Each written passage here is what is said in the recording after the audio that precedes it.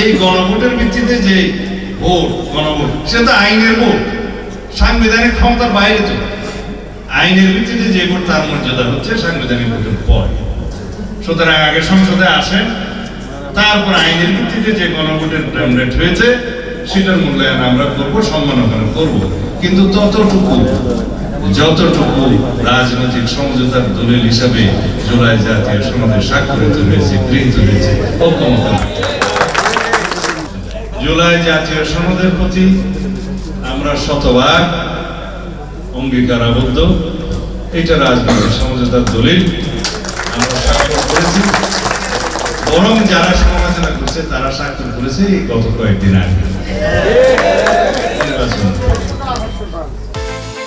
বিকাশ পেমেন্টে 10,000 টাকার বেশি অফার, শপিং চলছে তো।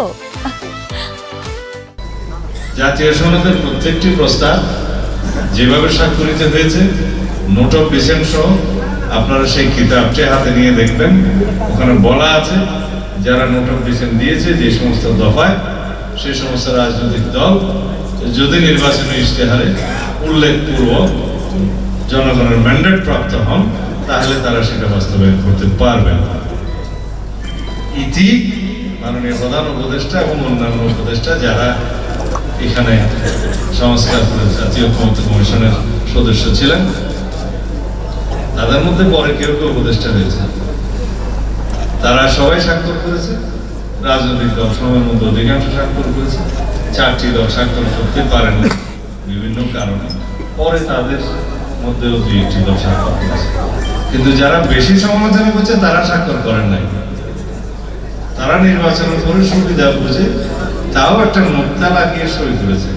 কিন্তু জুলাই জাতীয় সনদে নোক্তা লাগানোর কিছু নেই, ওটা যা আছে তা হয় সই করতে হবে, অথবা যদি রিজার্ভেশন থাকে সেটা তাদেরকে বলতে হবে এই কারণে আমরা সই করতে পারলাম না।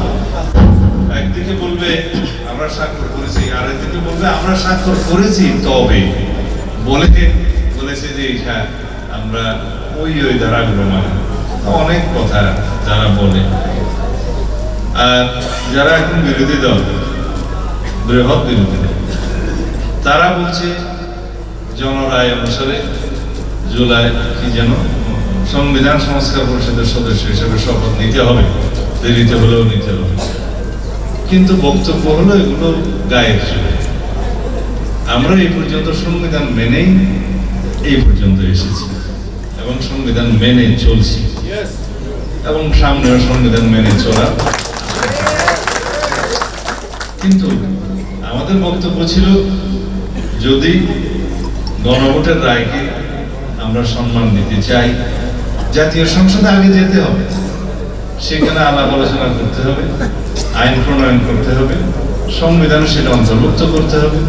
তারপরে যদি সংবিধান সংস্কার পরিষদের সদস্য হিসেবে শপথ নিতে হয়, সেটা সেখানে নির্ধারণ করা হবে, সিদ্ধান্ত হবে, এবং কোন ফর্মে শপথ হবে সেটা তৃতীয় তফসিলে আনতে হবে। কে শপথ বাক্য পাঠ করাবে সেটা নির্ধারিত হবে, তারপরে এটা বিধিসম্মত হবে।